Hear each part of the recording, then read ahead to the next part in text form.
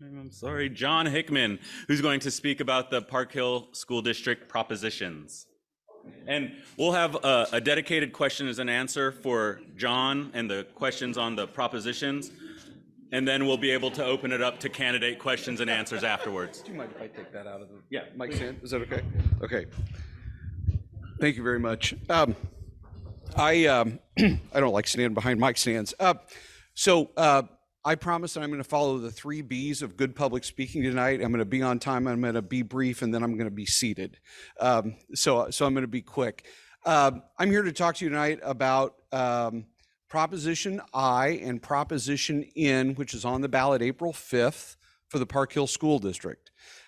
It is a 0 rate change proposal. The combination of the 2 proposals will result in no change or 0 change to your tax rate, okay? We moved to the Parkville School District, my family, with my 14-year-old son. My wife and I moved to the Parkville School District about 4 years ago. And when we were deciding where we wanted to live in the Northland, we did a very careful analysis of all the school districts here, from Smithville to Kearney to Liberty to the North Kansas City School District and Parkville, and we landed on Parkville. We landed here for a couple of very specific reasons. First of all, the quality of the school district.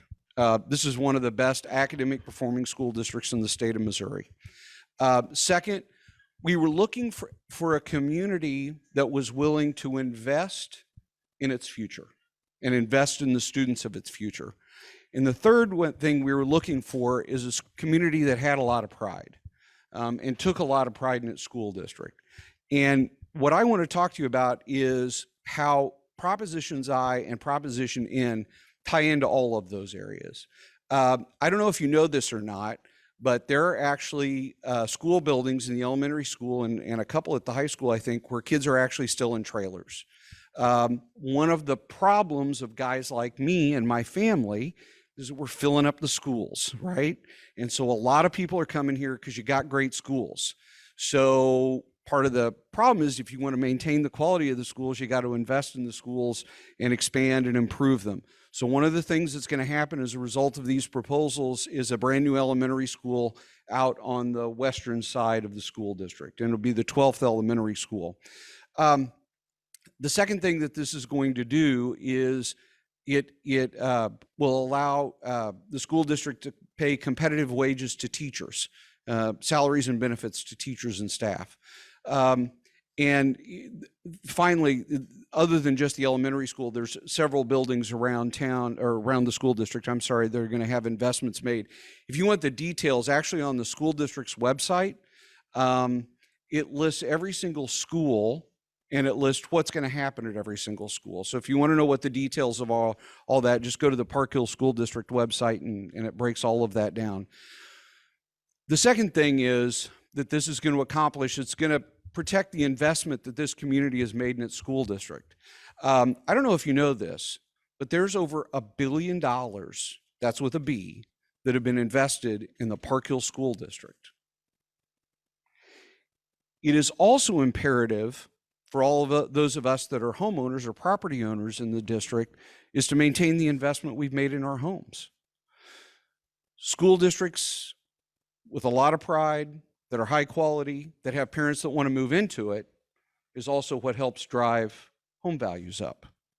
And so protecting both the investment that you've made in your home with a quality school, but also the investment that this community has made over the last, it doesn't seem possible, but 175 years is really important. So maintaining the quality, protecting the investment, and the final part is really near and dear to my heart, which is the Parkville pride.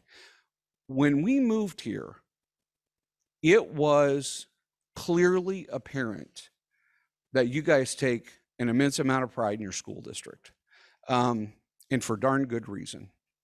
And so by maintaining the quality, by continuing to and protecting the investments that you've made, this will certainly help maintain Parkville pride and allow the school district to continue offering the level of success it has to generations of kids that graduated from here.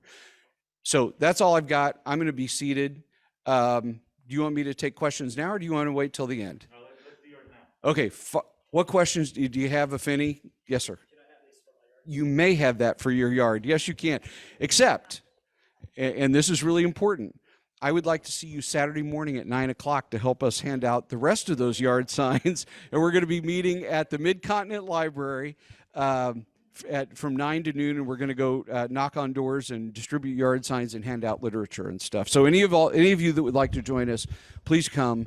9 to noon this Saturday, 9 to noon next Saturday, and then 2 to 5 on Sunday. We're going to be knocking doors. So anyway, other questions? But I've got the stake out in my car. I'll bring that into you so you can actually put it up. Other questions? So it's not going to change. It's going to be a zero change to the tax rate. Can we get the question repeated? Oh, certainly, absolutely. Hang on a second. Yes, Cheryl Bierman, how can this be a proposition that we're voting on that's not going to cost us anything? So it's not that it's not going to cost you anything, it's that it's not going to change the tax rate. So the tax rate you pay next year will be the same as the tax rate you pay this year. So what am I voting for? You're voting, so without getting into too much of the weeds, so part of this is for a debt levy. So it is to issue debt. It's to continue to reissue debt that had been issued and paid off before, so that it can pay for the investments in facilities. And the second thing it'll be voting for is to authorize the operating levy, which is what they use to pay for teacher salaries. And the combination of those two will be zero change. One drops a little bit and the other one increases by the amount the other one drops. Does that make sense? Sorry, I probably didn't do a very good job of explaining that. But just so you're aware, when you walk in, Proposition I will talk about a tax rate decrease. Proposition N will actually talk about a tax rate increase. But what you need to know is when you net the two out, it's zero change. And that is correct, yes. And so we need 2 yes votes on April the 5th, Proposition I and Proposition N.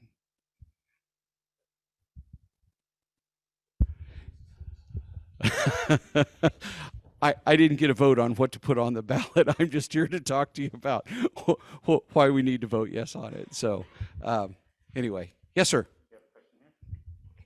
Thank you. No, does this work? Yeah. Oh, okay. Yeah. Oh. Just trying to understand, there's incremental spending. Yeah.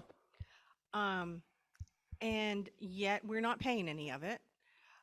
But is that because it's going through some existing financial instrument that you're just reactivating? Or, I just can't figure out where the money's coming from if it isn't costing us anything. So again, it's not that it's not costing you anything. It's that the rate that you're changing this year, if both pass, will be the same next year. Okay. And so they're in the process of paying off debt now. Okay. So that debt will be completed. Right. And so then they'll reissue more debt going forward and use the tax rate to continue to pay down the debt. So it is an existing financial instrument that you're just going to kind of renew. It's an existing tax rate. So the property tax rate, it's your property taxes. I understand. Yeah. We're I'm paying sorry. teachers more, and we're investing in facilities. Yes. Is that like an operating aspect of the budget that was already in place, and you're just continuing that and kind of refunding those lines? Yes. Okay, now that Yes. helps. Sorry. Okay. So sometimes you get into the financing questions of it, and you get a little complicated. So sorry. Are there any other questions? Yes, ma'am. Oh, wait. So what happens when one doesn't pass? Well, hopefully we don't have to. It's not an issue, right? Well, it is an issue because I don't think most people know. There's 2 proposals. Right. I mean, in the general public, I'd say most people don't know, and they won't know until they go in and vote, if they go in and vote. Yeah.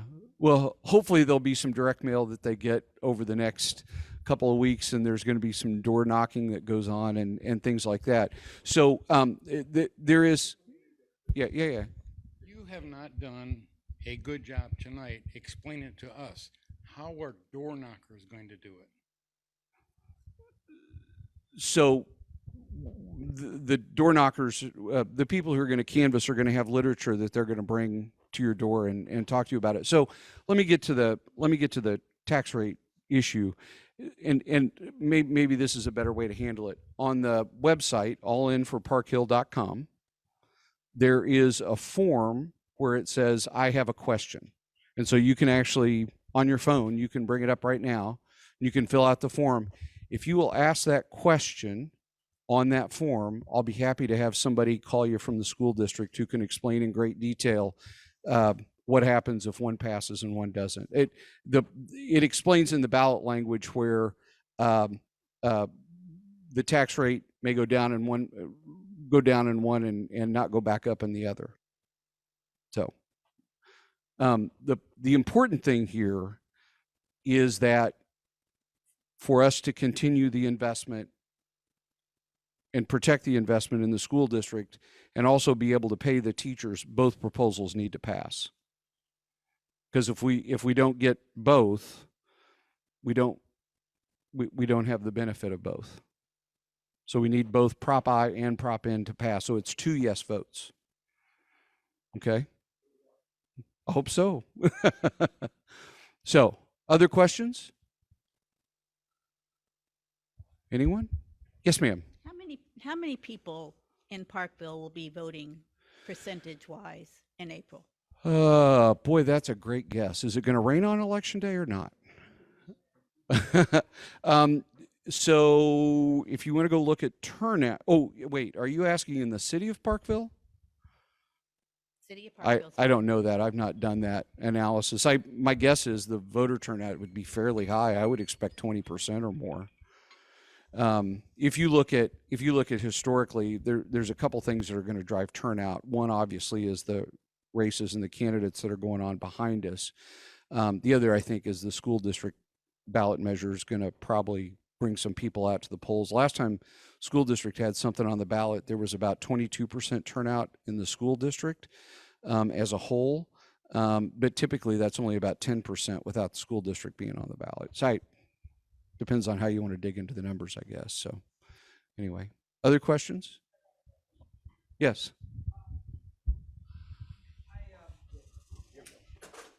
Hi, my name is Will. I just wanted to understand if both of them fail, Yes. does that mean no new school and no teacher races? Yes. All right, that's all I wanted to clarify. Yep. Those are easy. Those are easy questions to answer. That's exactly right. If you want the schools, if you want to make the investments, the bonds got to pass, and if you want to pay the teachers, we got to get that's Prop I, and if you want to pay the teachers, Prop N's got to pass. Thank you. Hopefully you're all in, right? Yes, ma'am. Sorry. Hey, where's all this money going to be spent? Are we going to be buying football helmets, fields, landscaping, all this other stuff? I guarantee you people that no longer have kids in school are not interested in paying more taxes. Well, and I want to be clear, it's a zero rate change proposal. That So in isn't other what words, comes out on the paperwork. well, no, it is the way it Well, comes out. That isn't the way it So it seems is, to read. you're, I mean, I don't know are if I we understand. playing, Right. Well, no. No, the tax rate, it's a zero rate change proposal, meaning, well, so, okay, so,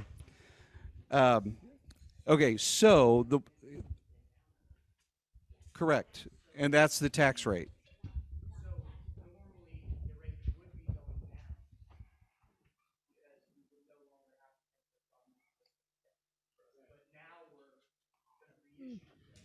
Right.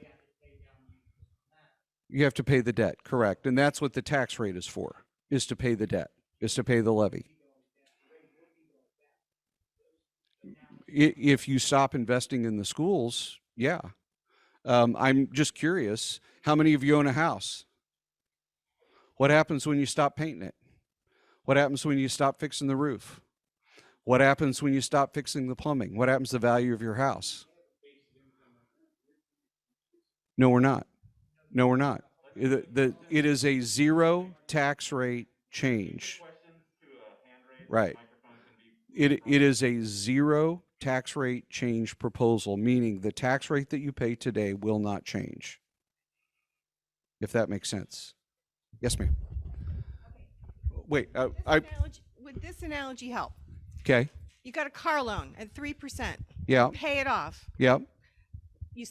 But now we need a new car because Right. it took us 10 years, right, to pay that 3% rate off. Right. We're going to buy a new car and we're going to pay 3%. The rate hasn't changed, right? Right. But we have new assets. Yep. Is that a fair That's analogy for what you're very talking about? similar, yes. Okay. Yes. Thank you. Yep. She had a question right here, I think. Actually, it's not a question. I guess I want to clarify. Uh-huh. If you vote no, then where are all those kids going to go that need to be in that other elementary school? They're going to stay in the trailers where they're There's at. going to be a lot more trailers. So something's going to happen. So Right. it's not like you're not investing. You're going to have a really big problem Yep. if we don't have another school for all those kids. Yep. That's that exactly are right. bringing in tax money by building new houses and moving here. Yep. Say that last part again, I'm sorry. You're going to have more tax money because you have more houses coming in, Yeah. building, and more kids coming in that you have to support. Right.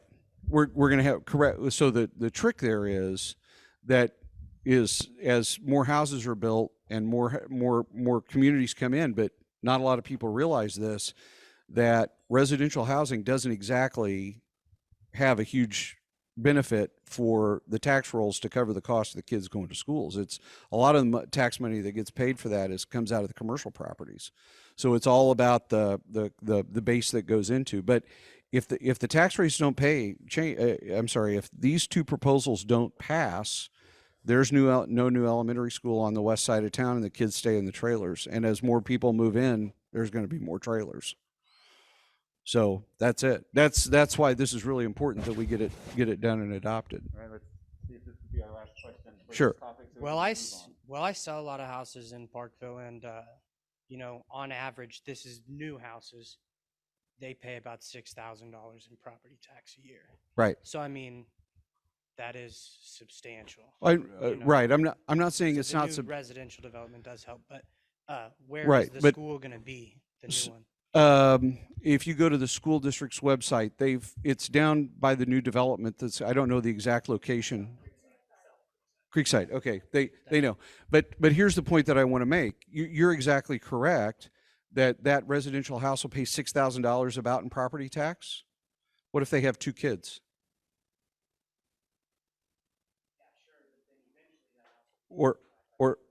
Or three kids, right? So now you're dividing that tax basis between three kids, which isn't the full price that they pay to the district spends to educate the kids. So the point that I'm making, and this is for me, this is the important thing that we're making, is we've got to make the investment. If you want to protect the property values, if you want to drive and continue people to want to move into the community, you got to have the quality schools. So we got to maintain the quality of the school district, and we got to maintain the investment that we've made in the properties, both in the school district to maintain the quality. It goes together. So thank you very much for your time. I really appreciate it.